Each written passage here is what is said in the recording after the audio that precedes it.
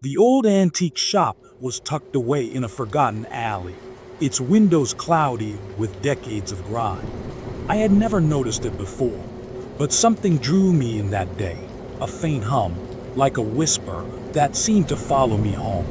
The sign above the door read Curios and Antiques, and the smell of aged wood and dust hit me as I stepped inside. The shop was dimly lit, the air thick with the scent of decay. Shelves stretched from floor to ceiling, packed with oddities. Taxidermied animals with glassy eyes, vintage dolls with cracked faces, and stacks of yellowed linens. Behind the counter stood an old man with sunken cheeks and pale, almost translucent skin. He watched me with an unblinking gaze, his presence unnervingly still. "What can I help you find?" he croaked, his voice like the creak of an old door. I wandered the aisles, my fingers trailing over the strange items. In the back corner, I spotted a quilt folded neatly on a shelf. It was unlike anything I'd ever seen. Its patterns were intricate, swirling shapes that seemed to shift as I looked at them. The fabric felt warm to the touch, almost alive. "How much for the quilt?" I asked, carrying it to the counter. The old man's eyes flickered with something, excitement, perhaps, or warning. "That one," he said slowly, "has a history.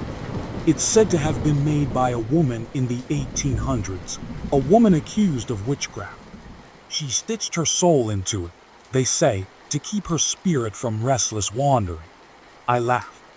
"That's just the story." He leaned closer, his breath cold against my ear. "Some say it's not just her soul that's in there." I rolled my eyes and handed over the cash. As I left the shop, the quilt felt heavier in my arms, as if it had grown weightier with his words.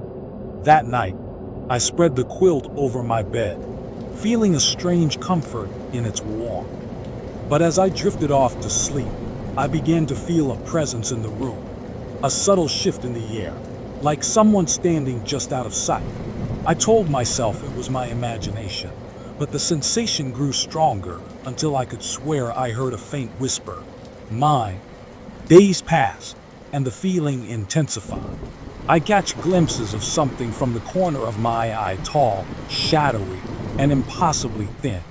The quilt seemed to pulse with a life of its own, its patterns changing subtly each time I looked. One night, I woke to find the room freezing cold, despite the quilt's warmth. As I sat up, I saw it. A figure standing beside my bed, its face a void of darkness, its presence filling the room with an unspeakable dread. It reached out a long, shadowy hand and touched the quilt. "Mine," it whispered again, its voice like the rustling of dry leaves. I screamed, but the sound caught in my throat. The figure began to fade, but not before I saw something horrifying. Its face, for just a moment, was my own. When the police found me, I was curled under the quilt, my mind shattered. They took me away, locking me in a room with white walls and bars on the windows. But even now, I feel the quilt's warmth, its presence lingering in my mind like a promise. Because some nights, when the lights are out and the world is still, I hear it again. Mine. And I know it's coming for me.